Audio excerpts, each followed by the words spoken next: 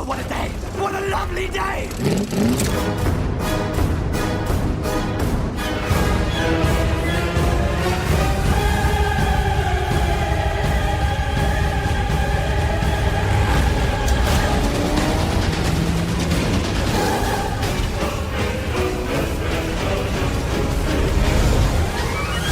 Welcome to the Mad Max Minute Podcast, the daily podcast where we break down Mad Max 1 minute at a time. I'm Rick. And I'm Julia. And today we are talking about minute 7 of Mad Max, which begins with Goose asking, "What's the matter?" and ends with a pickup truck pulling a camper driving by.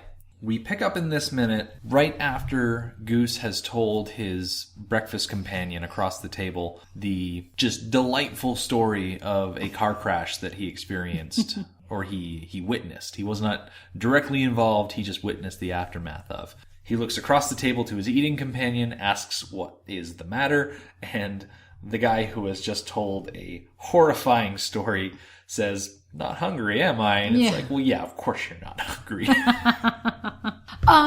That man, do we see him again? He looked really familiar to me, but I couldn't really figure out why. He might look familiar to you because he is played by Paul Young, whose top 4 IMDb movies are number 1, Mad Max in 1979, number 2, a 1978 movie called Patrick, number 3, 1988's A Cry in the Dark, or 1986's The Anniversary. Do any of those ring a bell? Wow, no, not even a little bit. Well, it's not surprising that you haven't really heard of Paul Young because he did not have a lot of named roles. He had a lot of more generic characters.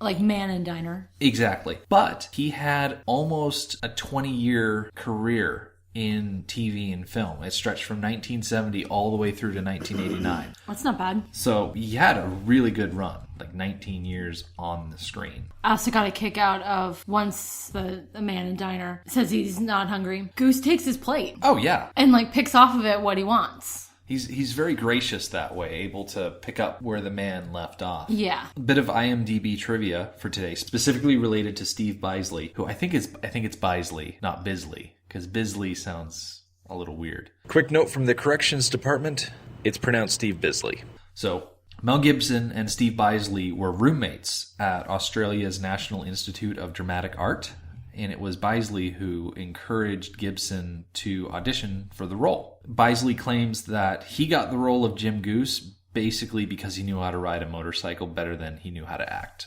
And considering that he spends so much time on a motorcycle in this movie, he is a good rider, for sure. But he's also one of my favorite characters in the movie, which I think is what Miller wanted everybody to be like. I think Miller wanted everybody to like Goose and everybody to like Max. Unfortunately, Goose pulls a goose later in the movie. And it is actually Goose on the movie poster? Yes. Yes, because he's got the leg wrapped up in a cast. He's got the arm guards. Yes. Face mask and the helmet. Max never wears any of that. Nope. It's only Goose that wears that because he's the motorcycle cop. Right. Speaking of Goose being on a motorcycle, if he had been more attentive to his radio, if he had actually been by his motorcycle when dispatch called for aid, I have to wonder, in a pursuit situation where you've got 2 police vehicles and 1 stolen V8 pursuit special, what good a motorcycle could do in that situation. And it makes me wonder, what is a code 44? And I tried to look it up, and unfortunately I wasn't able to find anything specifically Australia related. But even then, there's no guarantee that any information I find about actual police codes would have any application to a fictitious movie. Set 30 years ago. Exactly. And it kind of makes me wonder if a Code 44 is more of a just follow him and keep an eye on him plan. Right. As opposed to a apprehend plan. Right. What was the plan? What were they supposed to do? Yeah. That they completely threw out the window. Yeah, I am curious if Goose had heard the radio. Well, he would have been way ahead of Knight Rider on the road. So he would have had opportunity to do something. But what could he have done? Yeah. I mean, there's not a lot of equipment on that motorcycle that would have stopped the vehicle, but even then, dispatch wouldn't have told them to stop the vehicle. They probably would have told him to post up somewhere so that he could follow them at a distance, because I imagine if they were able to follow Knight Rider back to some sort of base or location, that they could probably call in reinforcements later on and apprehend him then. Yeah. But it's like, Goose isn't going to come up on his motorcycle next to the Knight Rider and force him to pull over. If anything, Knight Rider's going to sideswipe the motorcycle, and then Goose is done for. Right. I guess he could have laid down... Like a spike strip? Yeah, he could have laid down a spike strip. Although, what we've seen of Knight Rider so far, I'm not sure a spike strip would have stopped him. If he had no tires, he probably would have just kept going. Probably just driven on the rims. Yeah. So after Goose takes the plate of food, picks off what he wants, it seemed like everybody all at once saw the 2 interceptors flying by. Now, I spotted the 2 interceptors flying by. I didn't see Knight Rider flying by.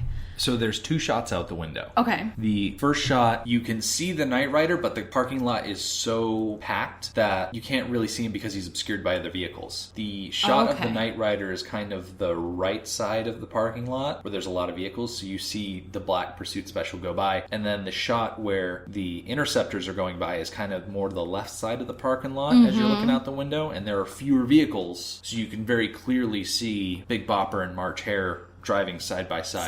Side by side. We're together now. So, did you by any chance recognize the tow truck driver that called out the Knight Rider driving by?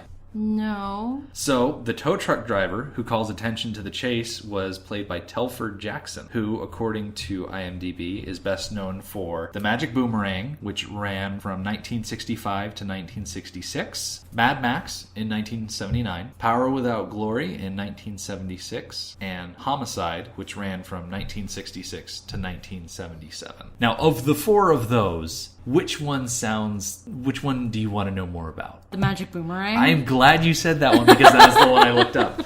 So, The Magic Boomerang, which, like I said, ran from 1965 to 1966, is a black and white children's adventure show set in rural Australia of a dad who was played by Telford Jackson, his son, his son's friends, and the misadventures that they get into. But it's called the Magic Boomerang because the boy has a boomerang.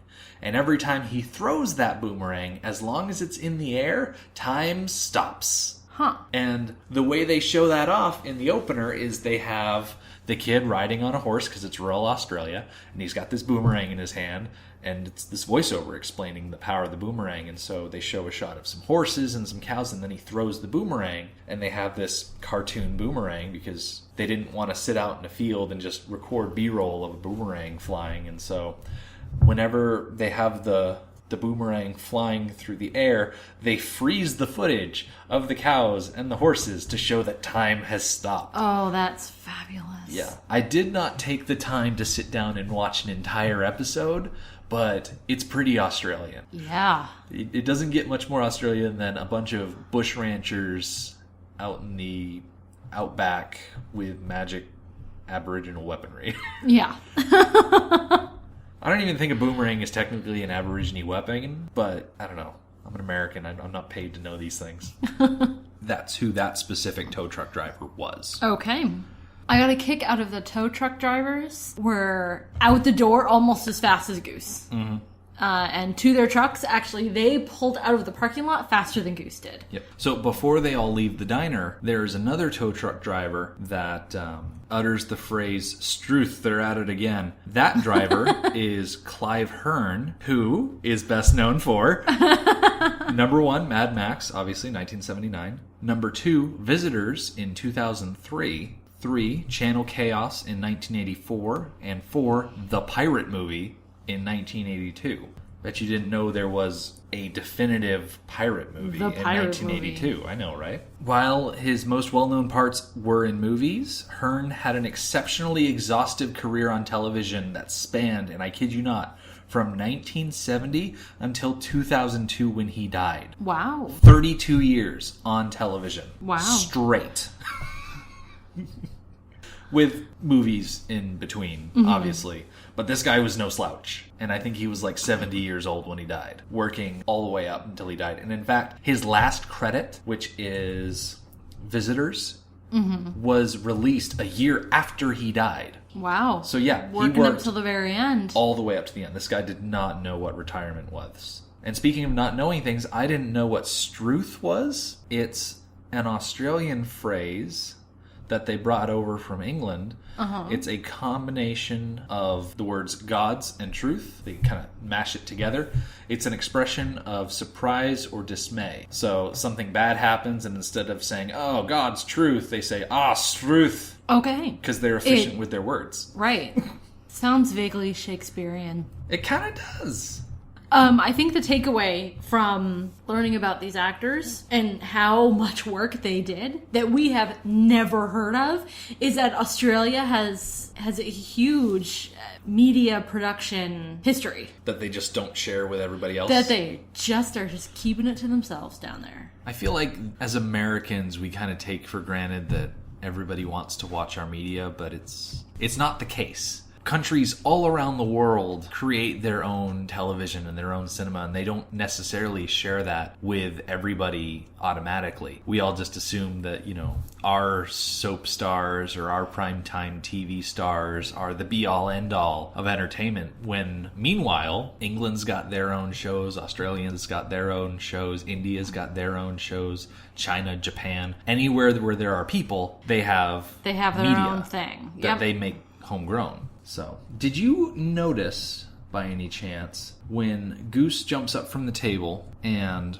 grabs a couple of things off the table and then goes to the counter, grabs his helmet and whatnot, he's got a piece of food in his mouth? Yeah, I thought it was a bagel. Okay, I was going back and forth between bagel or English muffin, and I was trying to think, of the two of those, I kind of settled on English muffin, because it's English? Yeah, that was really the only reasoning American. I had behind it, because I don't know how prevalent bagels are everywhere else in the world, but English muffins, because they're called English muffins, which I'm pretty sure that's not what they're called in England proper, but they have to be more prevalent in former colonies. Trying to think what English muffins are called in England. Okay, so it turns out that North American English muffins tend to have considerably more air incorporated into them. Such muffins we knew that. We know that there are nooks and crannies in English muffins. Thank you, Google. Yeah, that's why we eat them. Yeah. For the nooks and crannies. So, little pools of butter. Such muffins, when baked in the UK, are sometimes amusingly called American muffins. My reasoning was completely unfounded. Yes. I think we should take a moment and take another look to see what is in his mouth. I watched that clip so many times today. If you haven't figured it out by now, you're not going to. Exactly. Okay, I am that's fair. satisfied not knowing what kind of baked good Goose has hanging out of his mouth. I think there are bigger fish to fry. That is not the attitude of a minute by minute. I know. We should be digging into these minutes with spade and trowel, trying to get to the bedrock of every situation, but it's of all the things we could be talking about, why did I start us talking about English muffins and bagels? Okay, so Goose sticks some type of piece of bread in his mouth, grabs his helmet, runs out the door. We can agree that it's a carbohydrate. Yes. Like you said, the tow truck drivers beat him to their vehicles, and they're already pulling out of the driveway. Yeah, way ahead of him. Way ahead of him. Which makes a ton of sense. When you see the MFP driving by, you can almost assume, without a doubt, that there is going to be an accident. Yeah, especially, they're the local boys. Mm-hmm. They know these people. They're friends with Goose. They're probably also friends with Roop and Charlie. They know that there will be something to tow, and that they can make some money. So, behind the scenes, these truck drivers are not necessarily... The people driving the truck are not necessarily the same characters that were inside the diner, because the truck drivers don't actually have lines. They just kind of drive the trucks. Right. The dudes that were driving the trucks, actual tow truck drivers, were paid in a case of beer each. Yep. In a way to keep costs down. So, yep. They didn't appear on screen necessarily. They just Right. kind of drove the vehicle, but they got paid in beer. So it's right. Good day done. Yep. Easy case of beer. As Goose is pulling out of the driveway. Oh, no. Oh, no, you've got something else. Oh, no. You're going to skip the most awesome moment of this minute when Goose flips over the hood of the car to yes. get to his bike with the hunk of carbohydrate still in his mouth. That's true. That's true. It was pretty spectacular. And it didn't look like it was going to go well for him at first. But he pulls it off. Lands on his feet. And it wasn't that he jumped up on the hood and slid across it. He did a roll. Yeah. Like a forward shoulder roll thing, which when you're going for style points, I know that I would prefer the Dukes of Hazzard slide when it comes to going over the hood of a car. But I will give difficulty points, which count for something, in the fact that he did do it with a roll. And not just he did it with a roll, but he did it with food in his mouth. And he's still holding that food in his mouth when he comes out of it. Yes, absolutely. I thought it was pretty spectacular. It occurs to me now that I'm to wonder how many times they did that take, and that perhaps I should have looked it up. You've heard the old story. We're going to go off book for a minute.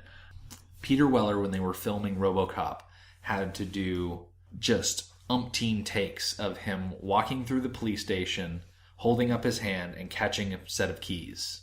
The keys were thrown across the room, and he had to just snatch them out of the air with his hand, which is really easy to do when you're not wearing a big clunky plastic glove.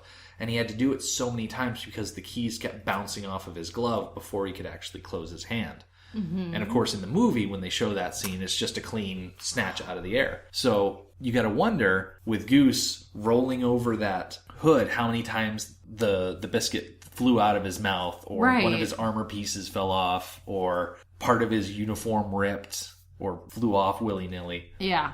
Like, a lot could have gone wrong. I seem to remember a fun fact that I don't think we've brought up recording before about the uniforms being vinyl versus leather. Right. And do I remember that Goose and Max are the only ones whose uniforms are actually leather? So there's a bit of a discrepancy there, because I've seen it where only Max is wearing real leather because he's the main character, and I've also seen it that Goose is also wearing real leather because he's actually out on a motorcycle. Right, and he should be wearing real leather. Exactly. So I think the way it goes is that both of them had a full set of leather, and everybody else, Roop, Charlie, Sars, Scuttle, Fifi, they all have just vinyl.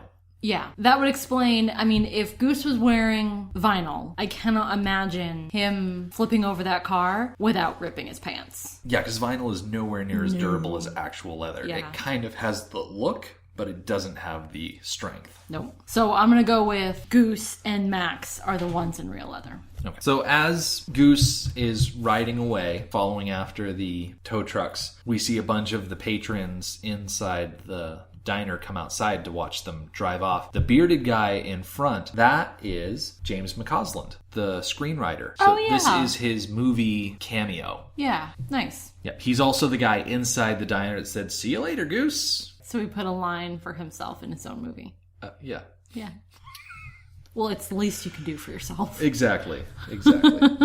As Goose is riding away, he spends more time in the dirt than on pavement. He rides away as the crow flies.